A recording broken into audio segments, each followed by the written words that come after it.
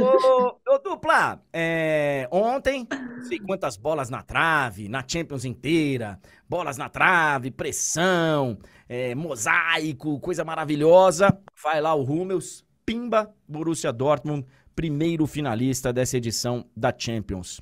O Luiz Henrique falou no final do jogo que o Paris Saint-Germain merecia a vitória. Merecia mesmo? Contem mais pra gente. Agora, oficialmente, boa tarde, queridos. Muito boa tarde, então, oficialmente, para o João também, né, que está por aí.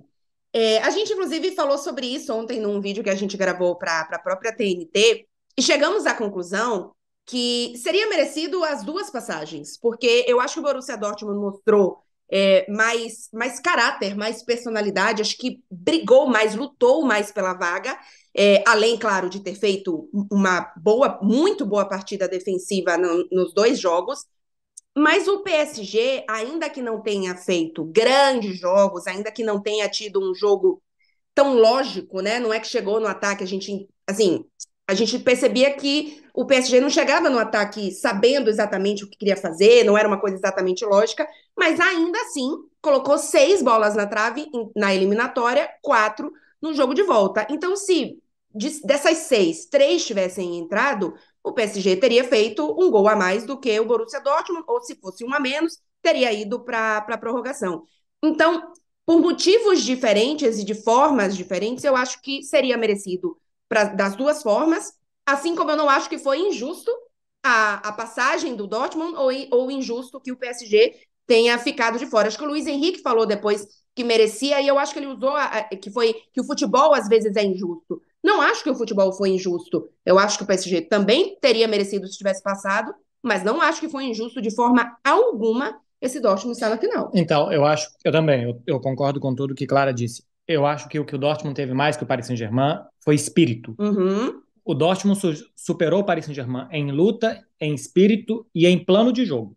O plano de jogo do Dortmund em Borussia e em Paris, eu acho que foi melhor do que o do PSG. Outra coisa é que no abafa, no vamos que vamos, no quem sabe na bola parada e o impossível pode acontecer, citando um grande amigo meu, o Paris Saint-Germain poderia ter feito seus gols. E o futebol tem dessas coisas que 1 minuto antes do gol do Dortmund teve um escanteio para o Paris Saint-Germain que a bola bateu na trave e saiu.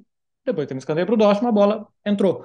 Então, o Dortmund superou o Paris Saint-Germain. Eu acho que em jogo e em espírito dava para perceber que a concentração do Dortmund, André, quando você viu o jogo em campo, em gramado, muito tempo da sua vida, né? A gente não vê taticamente muito do que está acontecendo, mas a gente sente o jogo.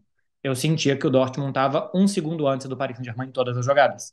Chegava antes em todas, porque tinha espírito para Uhum. correr e se multiplicar as pernas e tinha um bom plano de jogo de saber o que ia acontecer, para onde que a bola ia, coisa que eu não sentia que o Paris Saint-Germain tinha tão claro.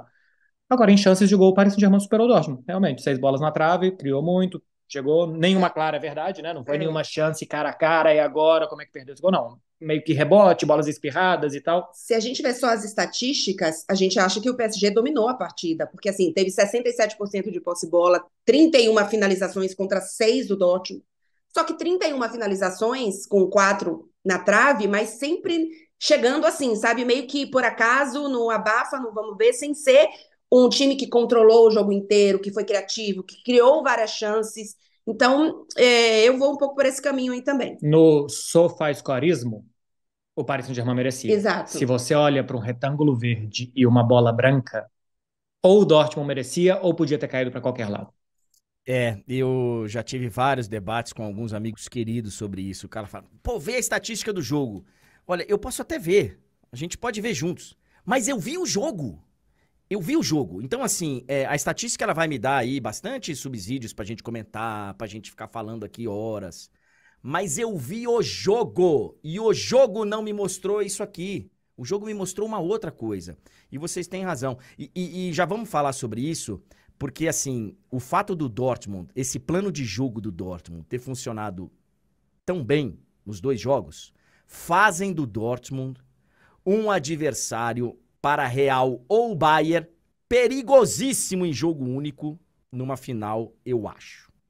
Mas antes disso, antes de falar do Dortmund, Clarinha, todas as imagens, câmeras, A nossa Carol Albuquerque ontem estava aí no Parque dos Príncipes com vocês. Aliás, ela fez uma imagem do Marco Reus no final da partida, junto com a torcida, que é um negócio fantástico. Podem ir lá nas nossas mídias para acompanhar. Não só essa, mas várias imagens exclusivas nossas. A Carol já deve estar lá em Madrid, inclusive, tá a caminho de Madrid. O Mbappé é a cara dessa eliminação. Eu vi que o L'Équipe deu nota 2 para ele. Eu vi que o Le Parisien deu nota 3,5 para ele. Primeiro assim, alguém se importa com essas notas? E é uma pergunta assim, honesta, porque no meu tempo, e o Marcelo sabe disso, a gente abria o lance para ver a nota, né? A gente abria lá para ver a nota dos jogadores e tal. Hoje, não sei se é assim. Mas isso repercute aí. O Mbappé realmente é a cara dessa eliminação. Ele ontem tentou muito, tentou.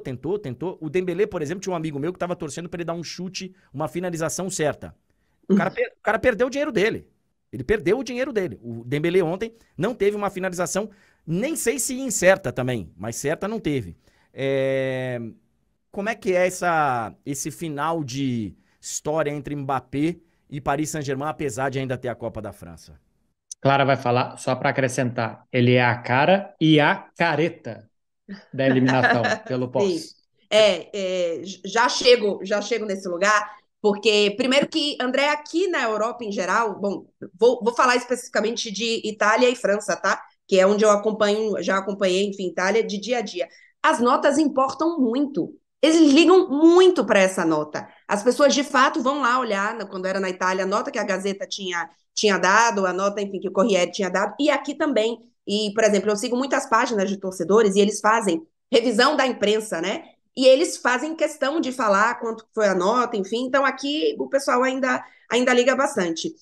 No fim das contas, eu acho que o Mbappé, ele seria a cara da derrota se tivesse sido de qualquer jeito, mas eu acho que ele realmente foi o que saiu como... Eu não gosto de usar a palavra vilão, mas ele saiu manchado. Ele é o que sai queimado dessa eliminatória, porque se você tira o Mbappé, é um PSG que trouxe 12 reforços na temporada, que trouxe um técnico que não é um técnico para apagar incêndio, é um técnico para criar um projeto, que tem um estilo de jogo, que quer evoluir com uma equipe, que tem a equipe mais nova das semifinais, até então tinha junto com o Barcelona, o elenco era o mais novo, o time não, né? E era o contrário. Não, o Barcelona tinha elenco e time mais jovem que o Paris Saint-Germain, e era o segundo das quartas e o primeiro nos dois em semi. Pronto. Então, assim, é um time extremamente jovem, é um time mudado, é um time que tenta criar jogadores que evoluam junto com o clube, justamente para criarem uma identidade com o clube, etc. Então, se você tira o Mbappé, você vê um PSG que não ia chegar numas semifinais, que não estava pronto para chegar numas semifinais, ou que ninguém imaginava que chegava numas semifinais. E o Mbappé não. O Mbappé era o cara para levar esse time junto, para, enfim, ser o cara decisivo nos jogos ruins, e ele não foi esse cara, e não foi só contra o Dortmund. Porque a gente falou aqui muito que, apesar dos 2 gols já no final da eliminatória contra o Barcelona, ele não foi o cara da eliminatória. Assim, se você pegar os últimos 4 jogos do PSG na Champions, o grande cara é o Vitinha. Assim, o melhor jogador para mim dos 4 jogos é o Vitinha. Se você pega os 2 jogos com o Barcelona, você vai colocar o Dembélé também. Para mim, se você pega todos, vai ser o Vitinha. E assim, um time que tem um Vitinha como o melhor jogador dos 4 jogos, na minha opinião, não é um time que você espera chegar nas semifinais. A sensação que eu tenho, alguma coisa que eu vi aqui, é que o Mbappé sai dessa eliminatória desta Champions. Eu acho que ele sai do PSG, André, com a sensação de que se o time não levar ele, ele não leva o time. Ele não é um cara de que, se nada estiver dando certo, dá a bola no Mbappé que alguma coisa vai sair dali, não. Se o time está montado para acionar ele em velocidade, em corrida, em 1-1 de bola longa, tudo bem. Agora, se não é assim, ele não é o jogador que transmite a sensação de que, com tudo difícil, se cair uma bola no Mbappé a qualquer momento, algo vai acontecer. Eu acho que a saída dele do Paris Saint-Germain deixa isso, porque no momento do Paris Saint-Germain, das superestrelas e tal, parecia isso, mas não era o time dele. A partir do momento que passa a ser o time dele e que, quando esse time não funciona, ele também deixa de funcionar, eu acho que aos 25 anos, tendo ganhado Copa, artilheiro de Copa do Mundo, maior artilheiro desse clube, quase 50 gols já em Liga dos Campeões, ele ainda tem isso a provar. Quando o time não te levar, o que você vai fazer? E só para finalizar, André, porque o Marcelo citou isso no final do jogo do Mbappé. O Mbappé, ele é, obviamente, também a cara nas vitórias, enfim, recebe títulos e etc, etc. Mas ele também bota a cara na derrota, tá? O PSG, normalmente, na zona mista, enfim, no pós-jogo, leva apenas um jogador que é, assim, absolutamente protegido pela assessoria de imprensa. O Mbappé, quando vai falar, ele vai falar sozinho, porque ele quer falar, ele não vai falar porque o PSG pede para ele falar. E ele foi falar ontem na zona mista após a derrota. Assim, fiz pergunta para eles, enfim, e ele falou, inclusive, eu assumo, ele falou que o PSG precisava ter sido mais cirúrgico, né? Enfim, aproveitado as chances. E ele fala, e quando eu falo isso, eu sei que eu estou nesse grupo. Eu faço parte de quem precisava ter finalizado melhor, enfim, aproveitado as chances melhor. Então, ele também coloca a cara na derrota. Eu acho que isso é importante ser falado da personalidade do Mbappé. Ele não é um cara que se esconde. E no final no momento ali da zona mista, perguntaram para ele para quem ele torceria hoje na outra semifinal, se ele, Se ele torceria pro Real Madrid. torceria para o Real Madrid. E ele faz uma careta que é assim, eu não sei nem explicar a careta. Ele ficou quanto tempo em zona mista? Uns 3 minutos? Tem o tempo total dele que a gente fez foi 2 minutos e 15, mas ele falou com mais. Assim, ele parou várias vezes. Ele falou para. Ninguém sabe uma aspa do Mbappé. A não resposta e a careta é a resposta da noite.